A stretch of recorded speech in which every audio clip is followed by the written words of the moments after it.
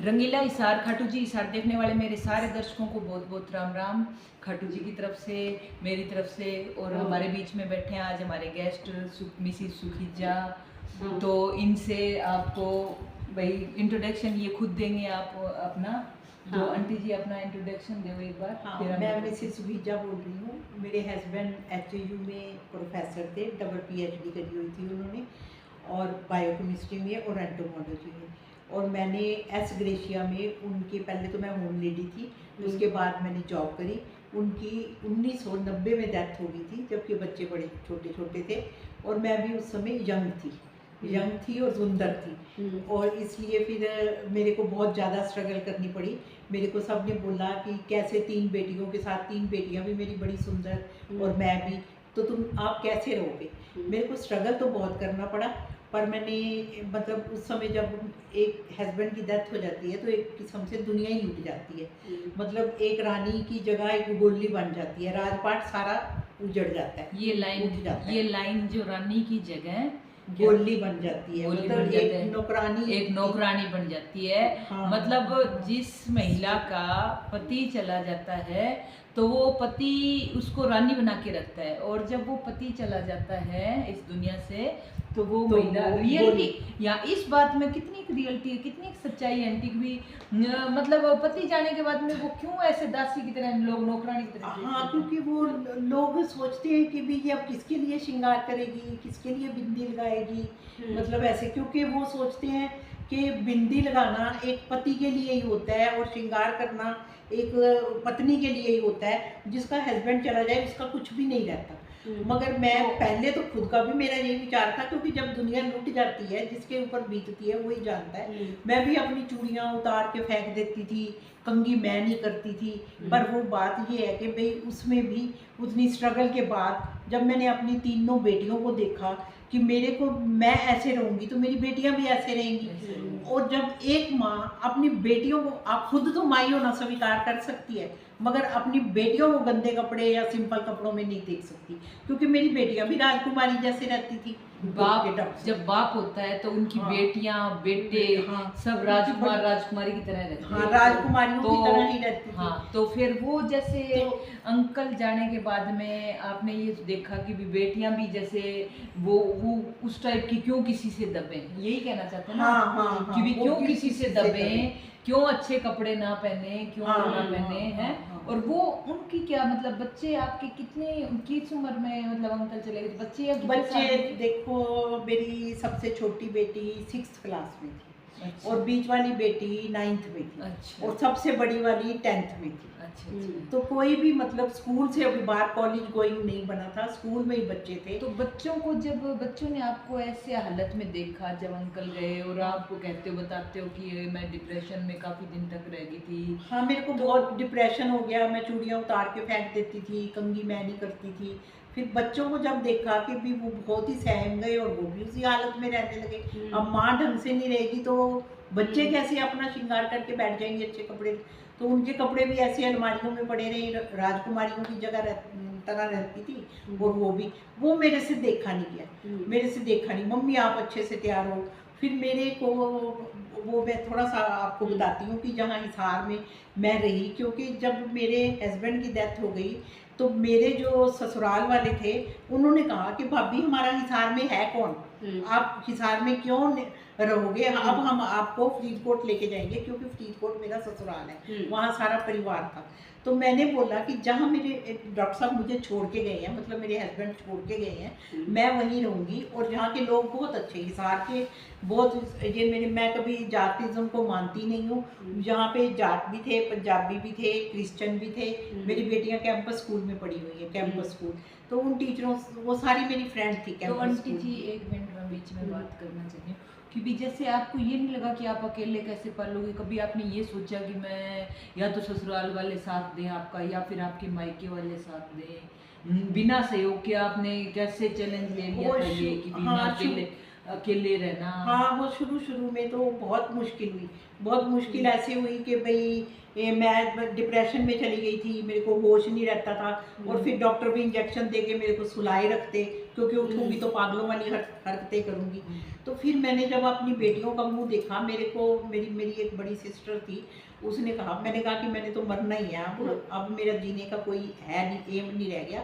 बच्चों के तो चाचे हैं, ताए हैं, सब बच्चों को जब्बियाँ डाल डाल के रहते हैं, तो मेरे को तो प्यार करने वाला कोई रहा ही नहीं। मेरी माँ भी नहीं थी, मेरी सास भी नहीं थी, वो पहले जा चुके थे। तो मैं रह गई, ना मेरे सिर पे माँ का हाथ था ना बाप का हाथ था। तो फिर मैंने वो जीना मतलब मेरे लिए बड़ा ही मुश्किल हो गया। फाइनेंशियली कैसे, मतलब आपने फाइनेंशियली मैंने पैसों की भी घर में, जब अंकल थे आप बताते डबल पीएचडी थे, हाँ, अच्छा तो जॉब थी, होम लेडी थी मैं। हाँ, तो मैंने एस ग्रेशिया में जॉब करी। तो आपकी एजुकेशन, मैंने 10th करी चंडीगढ़ से, बीए करी मैंने चंडीगढ़ से, बस मेरी इतनी एजुकेशन थी। वो शादी से पहले थी कि शादी से पहले? शादी से पहले। तो आपने तब जॉब की नहीं सोची थी शादी से पहले? बिल्कुल नहीं सोचा था, क्योंकि डॉक्टर साहब की बहुत अच्छी बेटी, मेरे ससुराल वाले भी बहुत रिच फैमिली थी। तो तब फिर तो आपके जैसे अंकल के जाने के बाद में, जैसे वो आपके तो फिर उधर से फाइनेंशियली मेरे को ऐसे था कि ये जब तक पति होता है ना, जब तक उनका भाई और उनका बेटा जिंदा था तब तक रिश्ता रखते हैं।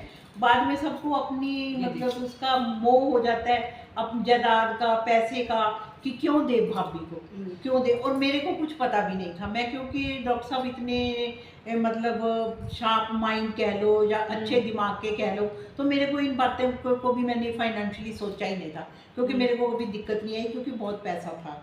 तो जब इनकी डेथ के बाद दिक्कत आई, जब ससुराल से हेल्प नहीं मिली और मेरे को एस ग्रेशिया में जॉब करनी पड़ी, और फिर मैंने अपने देवरों से भी, क्योंकि मैंने कभी किसी से भी लड़ाई नहीं करी, ये आज तक का मेरा रिकॉर्ड है।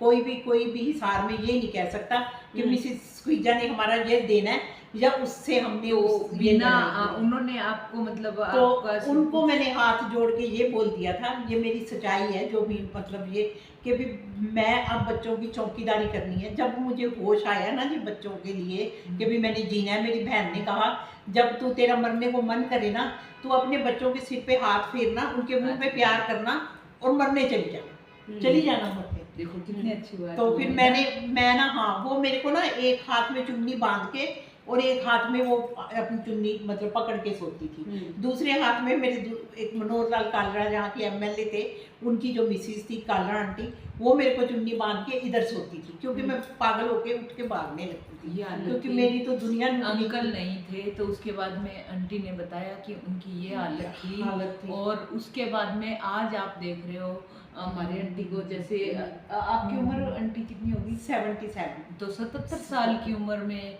और मतलब हम इनको मॉडर्न आंटी के नाम से कहते हैं। सेक्टर 16 में या फिर हिसार, मतलब लगभग हमारे हिसार में इनको मॉडर्न आंटी के नाम से बोलते हैं। और ये नाम क्यों पड़ा?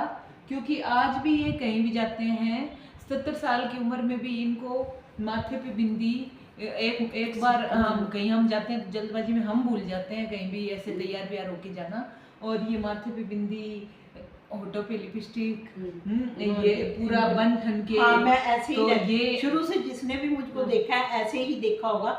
हाँ, थोड़ी देर मैं बहुत सिंपल रही हूँ, क्योंकि जब मैंने जॉब करी तो मैं ऑफिस में एक अकेली लेडी थी, तो जेंट्स के सामने थोड़ा सा उसी तरह से जाना चाहिए जिस तरह से जेंट्स की नजरें ठीक रही जे भाई। हाँ, उतनी देर। बाकी मैं अपने परिवार के साथ, अपने सर्कल के साथ हमेशा ऐसे ही सज धज के रही हूँ, और सज धज के मरती हुई भी जाऊँ। तो आंटी कभी जैसे एक ऐसा हाँ, ये रिकॉर्ड रहेगा, सज धज के मेरे को लेके जाएंगे। नहीं तो आंटी जी, जैसे आप ये इतना सज धज के रहते हो, तो अभी तो जैसे आप बुजुर्ग हो, लेकिन उस एज में जब आप बिना अंकल के इतना सज धज के जैसे रहते थे, तो कुछ सवाल भी उठे होंगे, क्योंकि अपना समाज इस चीज को अलाउड नहीं करता। और ये कहाँ तक सही है? अभी जब भाई एक औरत विडो हो जाती है, हाँ, तो यूँ कहते हैं आंटी कि हाँ, ये बिंदी, हाँ, वो कहते हैं कि जब हस्बैंड नहीं रहता तो बिंदी और श्रृंगार का कोई मतलब नहीं रहता। हाँ। बिंदी और श्रृंगार सिर्फ हस्बैंड के लिए नहीं होता, मेरे बच्चे भी हैं, मेरे ज्वाई भी हैं, आज मैं उनके साथ वो कितना खुश होते हैं मेरे को देख के, और मेरे जो अपने हैं वो बहुत खुश होते हैं। बाकी तो देखो जी, भगवान धरती पे आके किस भगवान को भी नहीं छोड़ा, राम के पीठ पीछे, कृष्ण के पीठ पीछे किसकी बातें नहीं हुई, तो मेरी भी हुई होंगी, पर मैंने कभी परवाह नहीं की, क्योंकि मेरे साथ अच्छे लोग भी बहुत थे। तो और एक राय और लेना चाहती हूँ आंटी, फिर ये जो मतलब ये दो अपने जो सुहाग के सिंबल हैं, एक तो सिंदूर, एक मंगलसूत्र, ये सुहाग का सिंबल माना हाँ, जाता है हमारे समाज में, ये सुहाग की बना दी निशानी। तो अगर कोई महिला के साथ में ये दुखद घटना हो जाती है, तो फिर ये जो ये सिंबल उनको त्याग देने चाहिए कि क्या है, मतलब आप बताओ इनके बारे में थोड़ा सा, हम बहुत उलझन में। क्योंकि जो बहनें कह रही है कि नहीं करना चाहिए, वो उनकी राय भी ऐसे लगता है कि हाँ ये सुहाग का सिंबल है।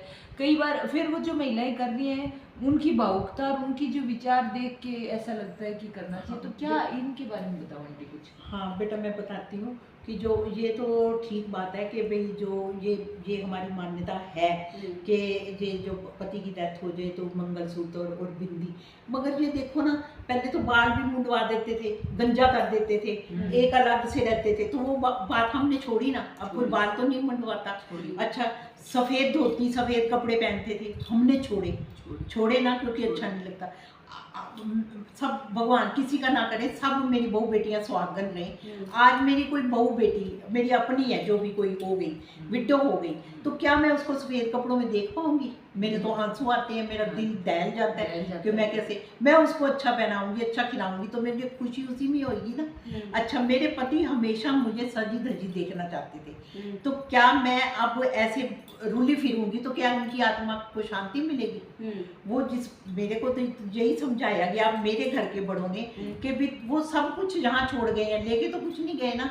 तू ऐसे रूली फिरेगी तो क्या तू वो उनकी आत्मा को, वो तो आज उनकी आत्मा बड़ी खुश होती होगी कि मेरी मित्र ने या मेरी मिसिज ने कितने अच्छे से संभाल के अपने बच्चों को, अपने उसको, तो उनकी आत्मा को भी तो शांति मिलेगी। तो ना, मतलब यहाँ तो पे क्लियर करो आंटी कि भी ये सिंबल पहनने चाहिए या फिर नहीं। देखो बेटा, ये अपनी ना पर्सनल फीलिंग है, पर्सनल फीलिंग्स है। अगर कोई ये सोचता है कि मेरे पति की डेथ हो गई मगर मेरा पति साथ है, मैं मंगलसूत्र उतार के उसको दुख होता है, तो वो पहनने रखे। क्यों रोना है मंगलसूत्र उतार के? मेरे गले में मंगलसूत्र था, मैंने उतार दिया, तो भाई कोई नहीं, शांति मिलती है तो तू पहन। चाहे मेरी बहू है, चाहे मेरी बेटी है, मेरे को खुशी होएगी। तेरे को बिंदी लगा के खुशी मिलती है, मैं बड़ी खुश होंगी, क्योंकि मेरी बहू बेटी है, मैं खुद भी करती हूँ, तो उसको क्यों रोकूंगी? आज मैं बहू बेटियों को यही समझाती हूँ कि जीना अपना पर्सनल हक है, उसी में किसी को कटाक्ष करने की जरूरत नहीं है।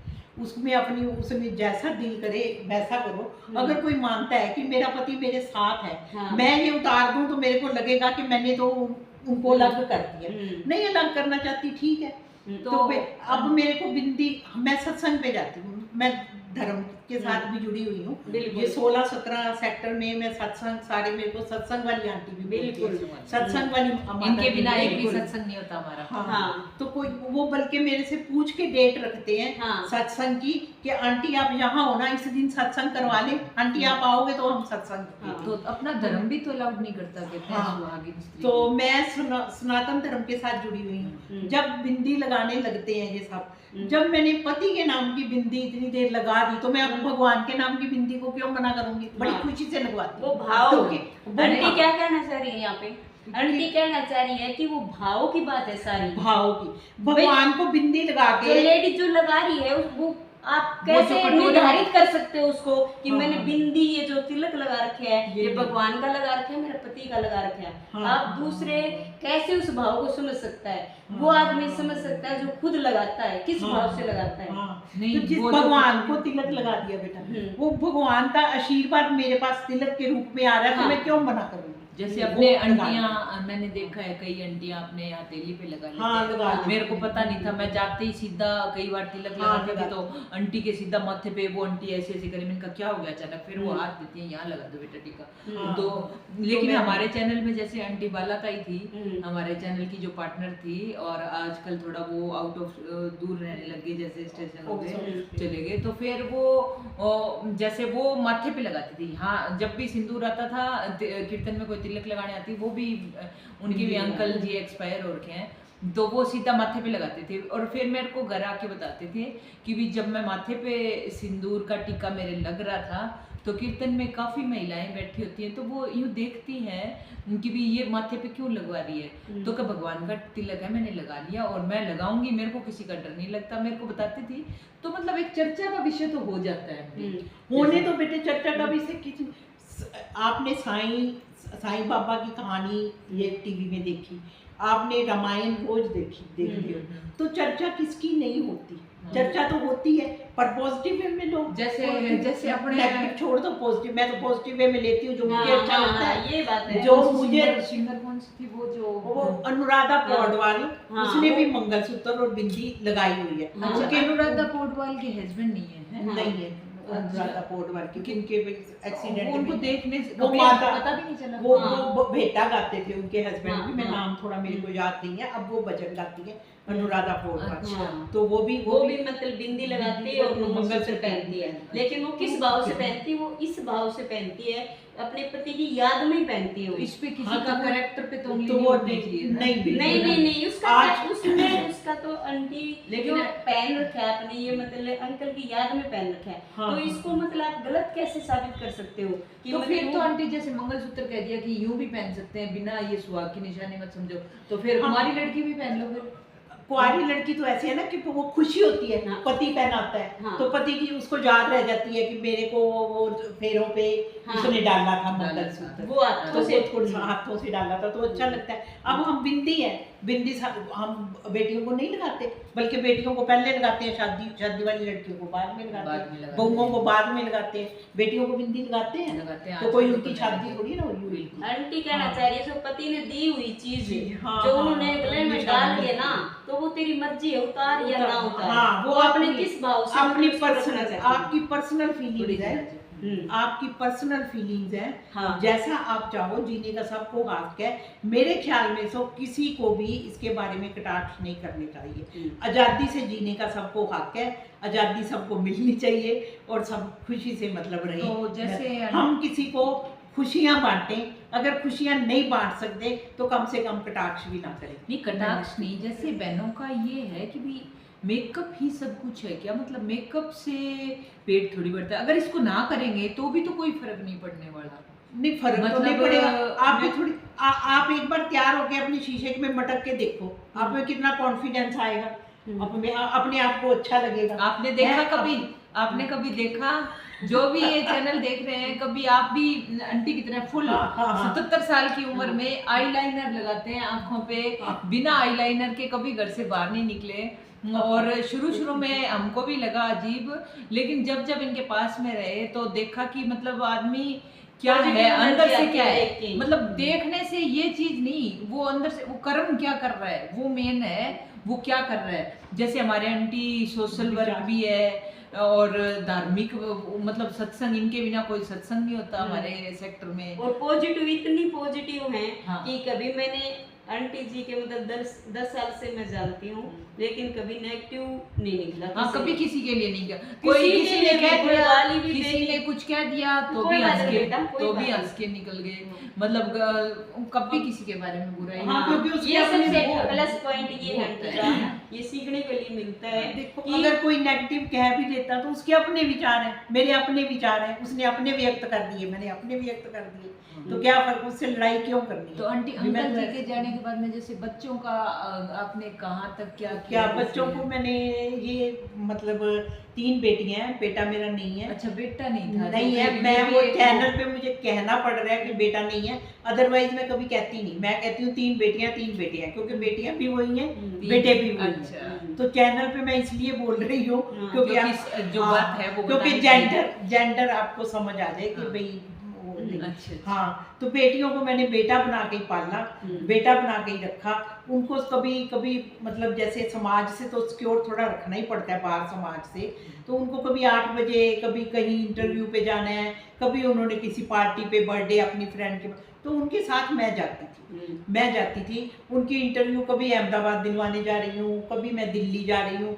अब एक बेटी मेरी सबको पढ़ा लिखा दिया, और दूसरी बात 3 बेटियों को, अब मेरी दोती भी हो गई है, तो जॉब कर रहे होंगे। हाँ, वो 3 बेटियां मेरी एक तो हल्दीराम में डायरेक्टर है, हल्दीराम में नाम है उसका। ये सारे जितने आउटलेट हैं हल्दीराम के उसके कंट्रोल में है वो, क्योंकि टेस्टिंग में है वो, जो भी कुछ वहाँ पे बनता है तो पहले इसके पास होएगा, फिर आगे हाँ आउटलेट पे जाता है। दूसरी बेटी मेरी एस्ट्रोलॉजिस्ट है, वो प्रियंका ढाका के नाम पे उसका कोई वो है चैनल, और उस पे आप देख भी सकते हो। हाँ वो आप देख सकते हो। और तीसरी बेटी मेरी ड्रेस डिजाइनर है, जो कि मेरी ड्रेसों से भी पता चलता है, जो मुझे देखते हैं। ये जो आंटी की ड्रेस है वो उनकी बिटिया तैयार करती हाँ, है, वही। और तो ये यूनिक होती है, सबसे अलग यूनिक कपड़े पहनते हैं कि कुछ ये दिमाग में ही रह जाता है कि आंटी ने क्या पहना था, और किसी की याद नहीं रही, आंटी की ड्रेस जरूर याद रहती तो है। वो मेरी बेटी ड्रेस डिजाइनर है, उसने निफ्ट दिल्ली से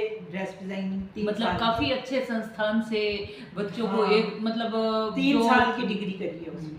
जो पेरेंट्स 2 जने मिलके, हस्बैंड वाइफ मिलके बच्चों को आजकल लगे रहते हैं कामयाब बनाने में, फिर भी थोड़ी मुश्किलें अड़चने आती हैं, और वो आंटी ने अकेले करके दिखाया। हाँ, तो बच्चों को बाइक सिखाई, मोटरसाइकिल, आज तक बेटियों को, हाँ बेटियों को उनको आज ट्रक और बस भी दे दो ना वो भी चला लेंगी। ये देखो इतना इन्होंने कॉन्फिडेंस, हाँ। इतना कॉन्फिडेंस कैसे बस बढ़ दिया ये आंटी आपने, अकेले ने कैसे मैनेज कर दिया बच्चा कभी वो बेटे जब उन्होंने स्कूटर सीखा, गाड़ी सीखी, तो उनको 2-3 बातें मेन बिठा के प्यार से समझा दी कि बेटा ये गाड़ी सीखी है ना, तो आपने किसी का वो हंसी का कारण नहीं बनना कि गाड़ी रास्ते में खराब हो गई, टायर पंचर हो गया और आप वो बदलना आ नहीं रहा, लोग तमाशा देख रहे, क्योंकि उस समय लड़कियां गाड़ी बहुत कम चलाती थी। मैं खुद भी गाड़ी समय की बात है, आप खुद भी मैंने खुद भी गाड़ी पे ही ऑफिस जाती थी। जो मेरे को पुराने लोग जानते हैं उनको पता होगा कि मैं ऑफिस में गाड़ी में ही आती जाती थी। मेरे बच्चे ना बाहर पढ़ते थे, तो उनको कभी तो बस स्टैंड छोड़ने जाना, कभी स्टेशन पे छोड़ने जाना। वो लुधियाना एक बेटी पड़ी है, एक दिल्ली पड़ी है, तो वो बस में जाती, तो उनको छोड़ के आना, लेके आना, तो गाड़ी में मैं ही करती थी। तो वो, मगर मुझे ये पहिया पुया बदलना नहीं आता, मगर बेटियों को मैंने ये कहा कि मेरी तो मदद कोई भी कर देगा एज ए लेडी। हाँ, लड़कियों का तमाशा बनता है बेटा, तमाशा बनता है। कई बार हाँ। ऐसा होता है कि कोई मदद के बहाने कोई मतलब रुकते हैं अपन, कहीं खराब हाँ। हो जाए तो मदद की जगह कुछ हो जाती है, घटनाएं हो जाती है, तो इससे हाँ, से तो- अपना खुद का है तो कर तो सकते उनको हैं। जैक लगा के स्टिपनी बदलनी सिखानी। खाटू जी आपको जैक हाँ। लगाना आता है? नहीं जैक आता। तो आंटी जी की बात अब सीख ली अपन ने, सुन ली है, हाँ। तो अब हम जैक लगाना भी मैंने सीखेंगे। बोला बोनट खोल के हाँ। जैक लगा के पहिया बदलना, ताकि सर्विस स्टेशन तक गाड़ी पहुंच जाए और तुम बीच में रास्ते में कहीं खड़ी ना रह जाओ। ऐसी सीख तो तो आंटी जी मैंने जैसे कभी ड्राइवर नहीं रखा। पेरेंट्स, दोनों पेरेंट्स मिलते हैं तो भी यूं कहते हैं, जैसे अब मेरे को ही लगा लो, जैसे बेटा गाड़ी सीख रहा है तो कहेंगे ओए ध्यान से चलाना, स्पीड कम रखना, और मतलब मैंने थोड़ा सा- बोला मतलब कि 2 ही चीजें ज्यादा कह देते हैं बस, हाँ, इससे ये ज्यादा तीसरी मैंने बेटी को बोला कि सब आपको मारने के लिए आ रहे हैं, ये सोच लो कि टक्कर मारेंगे। बचना कैसे हुआ? हाँ, बचना कैसे है, तो खुद ही उससे बचना। पीछे से भी आ रहा है, आगे से भी आ रहा है, आपने बच के कैसे निकलना है। मेरे को ये ना कहना उस मैं इधर थी उसने टक्कर मार दी, ये नहीं, तुमने बच के निकलना है और कैसे निकलना है, इतनी ट्रेन पर तो आंटी जी जैसे आपने बेटियों को बाहर पढ़ने भेजा, और भाई जैसे शादी से पहले, और थोड़ा तब टाइम भी थोड़ा हाँ, मैंने इंटरव्यू देने अहमदाबाद गई, दिल्ली जाके पढ़ी। तो आपकी बेटियां जब बाहर गई तो आपको ये डर नहीं लगा कि कुछ ऊंच नीच, मतलब तब तो होता था ना, तो कुछ ज्यादा सेंसिटिव थे तब बेटियों वो को बेटा लेके? मैंने ना वो तो ये बड़ी लंबी कहानी है। हाँ। मैं उनको ये शिक्षा देती हूँ, अब मेरी दोती भी गई है, उसको हाँ। इतनी लंबी लंबी चिट्ठियां लिख के देती हूँ अच्छा। कि बेटा रूट्स जो है ना वो आपके यहाँ जुड़े हुए, जो पीपल की जड़ें हैं या किसी पेड़ की जड़ें हैं वो आपकी जहाँ है। आप जितना मर्जी उड़ान मारो, जितना मर्जी फैलो, जड़ें यहीं रहनी चाहिए, संस्कार यहीं रहने चाहिए। संस्कार आपके चाहे कनाडा चली जाए, चाहे अमेरिका चले जाओ, मगर वो अपने संस्कारों को नहीं भूलना बेटे, वो याद रखना। कल को ये ना करे इनकी बेटी वहाँ अमेरिका जाके ये कर रही है, हाँ, ये हाँ, बिल्कुल।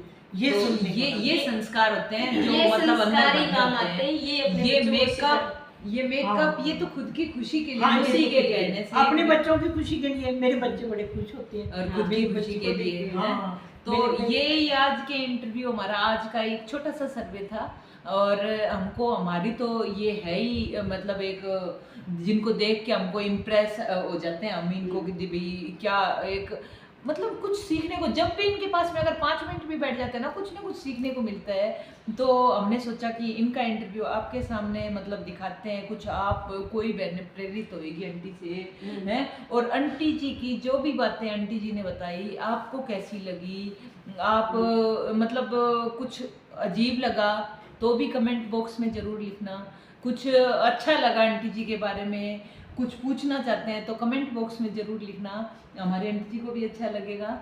और इसी के साथ ये वीडियो ज़्यादा लंबी हो जाएगी। लेकिन थोड़ा सा एक बात और पॉजिटिव, बोल देती हाँ हूँ। बोलो आंटी बोलो। वो ये है कि बेटियों को जरूर पढ़ाओ और उसके बाद शादी करो, सेल्फ डिपेंडेंट बना दो, अपने पाँव पे खड़ी हो जाए, ताकि उनकी ससुराल जाके से बन जाए, उनको कोई दहेज के लिए प्रताड़ना ना करे, उनको कोई हाँ ससुराल में जाके तंग ना करे। बेटी पढ़ी लिखी होगी, कमाएगी, उसकी बुद्धि भी मिच्योर हो जाएगी।